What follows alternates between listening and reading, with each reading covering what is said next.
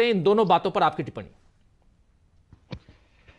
राजीव जी, अगर अनुमति दें तो मैं शकील अख्तर साहब ने जो कहा अटल बिहारी वाजपेयी जी के बारे में, थोड़े से उसमें प्रसंगवश कुछ और तथ्य जोड़ जी देना चाहता हूं। मामला बिल्कुल। बटेश्वर का है, आगरा के पास। और लीलाधर वाजपेयी जो अटल जी के रिश्ते में भाई थे, उनके खिलाफ गवाही दी थी, जिसका उल्लेख बाकायदा आगरा की अदालत और जेल के रिकॉर्ड से मिल जाता है। इसका खुलासा सबसे पहले ब्लिट्ज में आर के करंजिया ने किया था। बाद में शशि भूषण वाजपेयी और राम जेठमलानी बीजेपी के ही बहुत करीबी नेता रहे, राज्यसभा में रहे। उन्होंने भी ये आरोप लगाया था अटल बिहारी वाजपेयी पर कि उन्होंने स्वतंत्रता संग्राम सेनानियों के खिलाफ गवाही दी थी, और वे अपने पिता के कहने पर यह गवाही देकर बाहर आ गए थे, अटल जी और उनके एक भाई। शशि भूषण वाजपेयी का उल्लेख किया शकील साहब ने। शशि भूषण वाजपेयी के बारे में भी हमारे दर्शकों को, नई पीढ़ी के लोग नहीं जानते होंगे। शशि भूषण वाजपेयी अपने युग के इतने कद्दावर नेता थे कि उन्होंने दिल्ली में प्रोफेसर बलराज मधोक को चुनाव हराया था। और मध्य प्रदेश में रामचंद्र बड़े नाम के एक नेता थे, वे सचमुच बड़े नेता थे, बड़े उनका एक उपनाम जैसा था। रामचंद्र बड़े को भी शशि भूषण वाजपेयी ने चुनाव हराया था। शशि भूषण वाजपेयी ग्वालियर में भी चुनाव लड़े थे लोकसभा का, राजमाता सिंधिया के खिलाफ। इससे पहले गुना शिवपुरी में भी एक बार लड़ चुके थे। अपने समय के बहुत बड़े नेता थे, और प्रसंगवश ये भी कि वे आजाद हिंद फौज के सेनानी भी रहे थे। तो ये बिल्कुल तथ्यात्मक बात है। शकील साहब ने बिल्कुल ठीक कहा कि अटल बिहारी वाजपेयी ने स्वतंत्रता सेनानियों के खिलाफ अदालत में गवाही दी थी। कांग्रेस उसका उस तरह से इस्तेमाल नहीं करती रही है। अब आते हैं राहुल गांधी के आज के आरोपों पर। राहुल गांधी अब शठे शाठ्यम समाचरित पर आ गए हैं। टिट फॉर टैट अंग्रेजी वाले कहते हैं, जैसे को तैसा। नरेंद्र मोदी संसद में, देश की सबसे बड़ी पंचायत में मिथ्या वाचन करते हैं। मैं झूठ इसलिए नहीं कह रहा हूं कि शायद कानून की परिभाषा में झूठ कहना शायद कोई अपराध है। मिथ्या वाचन कहेंगे तो अपराध की श्रेणी में नहीं आएगा। तो देश के पहले प्रधानमंत्री का नाम लेकर उनके भाषणों, उनके पत्राचार, उनकी चिट्ठियों का आधा अधूरा संदर्भ लेकर झूठे आरोप लगाना, अब इसके जवाब में उन्हें यह तो सुनना ही पड़ेगा, जिसका आपने जिक्र किया कि वे जन्म से ओबीसी नहीं थे। यह भारत सरकार का असाधारण राजपत्र है राजीव जी। अगर आपने नहीं दिखाया हो तो ये जूम इन करके दिखा सकते हैं, जिसका आप जिक्र कर रहे हैं। जी जी जी, ये असाधारण राजपत्र है, जिसमें मोड़ घांची समुदाय को, ये स्टेट है Gujarat, central list of OBCs. इसमें ओल्ड एंट्री में घांची मुस्लिम हुआ करते थे, न्यू एंट्री में घांची मुस्लिम, टेली और मोड़ घांची शामिल की। 27 अक्टूबर 1999 का यह असाधारण राजपत्र है। बीजेपी की सरकार ने ही इसे शामिल किया ओबीसी में। यद्यपि केंद्र की अनुसूची में मेरी जानकारी के मुताबिक अब भी मोड़ घांची समुदाय ओबीसी में शामिल नहीं है, गुजरात में शामिल है। तो आप सोच लीजिए, देश का प्रधानमंत्री देश की संसद में कहते हैं मुझसे बड़ा ओबीसी कौन है। उसको फिर से दिखाइए जरा, अब जरा जूम इन करके। वो बहुत इंपॉर्टेंट है जिस राजपत्र की आप बात कर रहे हैं। और ये असाधारण राजपत्र, extraordinary the gazette of India. जी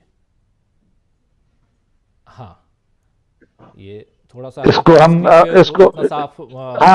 इसको मैं अपने जी हमारी टीम को हम भेज देते हैं, रुद्र से कहेंगे स्क्रीन पर इसको ले आएंगे। बिल्कुल ले आएंगे जी, बिल्कुल ले आएंगे। लेकिन बहुत इंपॉर्टेंट एक दस्तावेज आप यहां दिखा रहे हैं। 27 अक्टूबर 1999 का जिक्र हो रहा है, उसी समय का ये, और जिसका जिक्र राहुल गांधी ने मिंट अखबार की कटिंग को का जिक्र भी किया है। अभी जो ट्वीट दिखा रहे थे, उस ट्वीट को भी हमारे बीच में ले आइए, तो जरा और भी जो साथी बाद में जुड़े हैं उनके लिए भी क्लियर होगा कि आखिर किसका जिक्र हम कर रहे हैं। और यहाँ प्रधानमंत्री को एक्सपोज करते हुए, जैसा डॉक्टर राकेश पाठक जी कह रहे हैं कि कहीं ना कहीं ये आ गया राजपत्र जो गैजेट ऑफ इंडिया है, इसकी बात कर रहे हैं। जी डॉक्टर साहब। जी, तो आज राहुल गांधी ने जो हमला किया है, मैं समझता हूं उन्होंने कपड़ों वगैरह पर जो बात कही है वो उतनी महत्वपूर्ण नहीं है। आम लोगों के लिए, आम जनसभाओं के लिए, जुमलेबाजी के लिए पर्याप्त है। लेकिन ये जो ओबीसी वाला मुद्दा राहुल गांधी ने उठाया है, ये एक तरह से नाभि पर तीर छोड़ा है।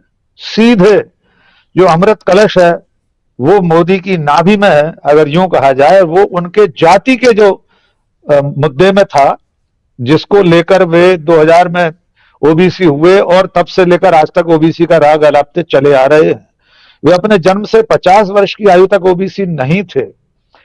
तो ये जो नाभि में तीर मारा है, मुझे लगता है इसका असर दूरगामी होगा, क्योंकि आने वाले लोकसभा चुनाव में जातिगत जनगणना का मुद्दा लेकर जिस तरह राहुल और इंडिया गठबंधन चल रहे हैं, कांग्रेस पार्टी चल रही है, उसकी कोई काट बीजेपी को नहीं दिखाई दे रही।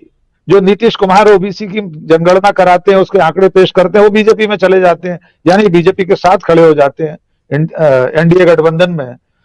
लेकिन राहुल गांधी ये कहकर कि आपके प्रधानमंत्री वर्षों से आपको धोखा दे रहे हैं जाति के नाम पर, अभी 2 दिन पहले उन्होंने कहा मुझसे बड़ा ओबीसी कौन है, और राहुल गांधी ने आईना दिखा दिया कि आप तो ओबीसी ही नहीं है। कुल मिलाकर प्रधानमंत्री के पूरे सार्वजनिक और राजनीतिक जीवन में पहला सबसे बड़ा मामला वो आया था जिसमें उनके अविवाहित होने का खंडन हुआ था, और वो खंडन उन्होंने स्वयं किया था। चुनाव के लिए जो नामांकन भरते समय वे वर्षों तक अविवाहित लिखते रहे खुद को, और फिर एक अवसर पर उन्होंने विवाहित लिख दिया। कानून अगर सचमुच में काम करे राजीव जी, तो इतनी सी बात पर निर्वाचन प्रक्रिया में कोई भी झूठा तथ्य लिखने पर, उसका उल्लेख करने पर आपका नामांकन ही निरस्त हो जाएगा।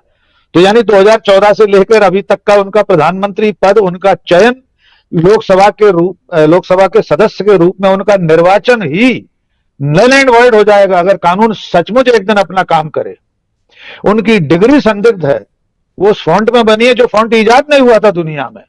तो और आज ये अंतिम निशाना साधा है राहुल गांधी ने, जिसका जवाब ढूंढने में भारतीय जनता पार्टी को, स्वयं मोदी को बहुत मुश्किल आएगी।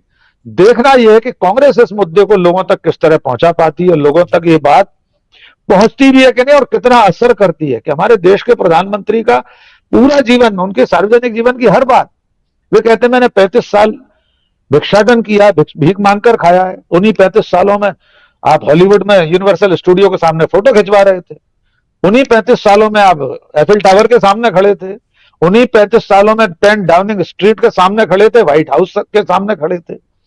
तो पूरा जीवन एक मिथ्या वाचन का जीता जागता सबसे बड़ा एक नमूना है। और जाति की बात ये बहुत भारी पड़ेगी नरेंद्र मोदी जी के पास।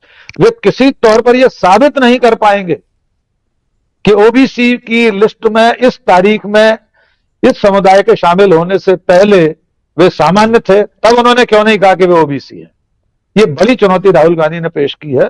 इसका चुनावी नफा नुकसान क्या होगा आने वाले दिनों में हम सब देखेंगे। जी डॉक्टर। बिल्कुल बिल्कुल बिल्कुल, आने वाले समय में हम इस बात को जरूर देखेंगे कि चुनावी नफा नुकसान क्या कुछ होता है। लेकिन यहां राहुल गांधी के तेवरी बात यहां पर जी डॉक्टर जी प्लीज डॉक्टर। एक संशोधन जी, सिर्फ मैं अपनी बात में एक संशोधन करना चाह रहा हूं ताकि मेरे दर्शकों तक भी गलत जानकारी न रहे। मेरे बोलने में, उच्चारण में भूल हुई थी। शशिभूषण वाजपेयी ग्वालियर में 1996 में माधवराव सिंधिया के खिलाफ चुनाव लड़े थे कांग्रेस के टिकट पर। तब माधवराव सिंधिया पीवी नरसिंह राव से लड़के जैन हवाला डायरी में नाम आने के बाद कांग्रेस छोड़ गए थे, मध्य प्रदेश विकास कांग्रेस बनाई थी। भारतीय जनता पार्टी ने राजमाता सिंधिया के कहने से प्रत्याशी नहीं उतारा था। कांग्रेस की तरफ से लड़े शशिभूषण वाजपेयी की जमानत जब्त हो गई थी। मैं भूलवश शुरू में राजमाता सिंधिया के खिलाफ लड़ना कह गया था। संशोधन। जी जी बिल्कुल बिल्कुल बिल्कुल, बहुत शुक्रिया आपका। और शकील साहब ने क्रिकेट की भाषा में बात कही है, तो मैं वही रूपक लेके चलना चाहता हूं। वो जिस बात का जिक्र कर रहे थे शकील साहब, डगलस रॉबर्ट जार्डीन नाम था उसका। वो ब्रिटिश क्रिकेटर थे जार्डीन। बॉडी लाइन गेंदबाजी कहलाती थी वो। 22 टेस्ट मैच खेले थे जब डगलस जार्डीन ने, 15 मैचों में वो कप्तान थे। सबसे मजेदार बात यह है कि उस युग के महानतम बल्लेबाज डॉन ब्रैडमैन सामने थे ऑस्ट्रेलिया की टीम से, और ब्रैडमैन के सामने, उनकी टीम के सामने डगलस जार्डीन ने बॉडी लाइन गेंदबाजी जब की, जो सीधे शरीर पर आकर लगती थी कमर से ऊपर, उसको लेकर उस वक्त दुनिया भर में क्रिकेट के समीक्षकों ने आलोचना की थी। लेकिन यह सही बात है, डगलस जार्डीन इतिहास में हमेशा के लिए दर्ज हो गए बॉडी लाइन गेंदबाजी से, और वो कई मैच जीते भी। आज मैं इस रूपक को यहां लेकर समाप्त करना चाहता हूं कि राहुल गांधी अब बॉडी लाइन गेंदबाजी पर उतर आए हैं। सामने डॉन ब्रैडमैन जैसा, नरेंद्र मोदी जैसा इस वक्त का अपराजेय नेता है। जो कि 2024 में अपने जीवन की सबसे कठिन लड़ाई लड़ने जा रहे हैं नरेंद्र मोदी। अगर वे तीसरी बार सत्ता में नहीं आए, राहुल गांधी की ये बॉडी लाइन गेंदबाजी अगर उन्हें पिच पर ढेर करने में कामयाब हो गई, तो चुनाव हारने के बाद क्या होगा ये सोचकर ये देश और वे स्वयं सिहर जाते होंगे। शायद इसीलिए चुनाव न हारे, इसके लिए नरेंद्र मोदी और उनकी पार्टी किसी भी सीमा तक जा सकती है, क्योंकि चुनाव हारने की कीमत वे अफोर्ड नहीं कर सकते। क्योंकि कानून का डंडा उसके बाद जब चलेगा, वाकई में अगर नैसर्गिक न्याय हुआ, प्राकृतिक न्याय हुआ, संविधान के मुताबिक, लोकतंत्र के मुताबिक कानून ने अपना काम किया, तो वो कुछ लोगों पर बहुत भारी पड़ सकता है। इसलिए चुनाव तक डगलस जार्डीन वाली ये बॉडी लाइन गेंदबाजी अब और तेज होगी, और वैसे दोनों तरफ से होगी। अब तक नरेंद्र मोदी कर ही रहे थे ऐसी गेंदबाजी, अब राहुल गांधी ने मोर्चा दूसरे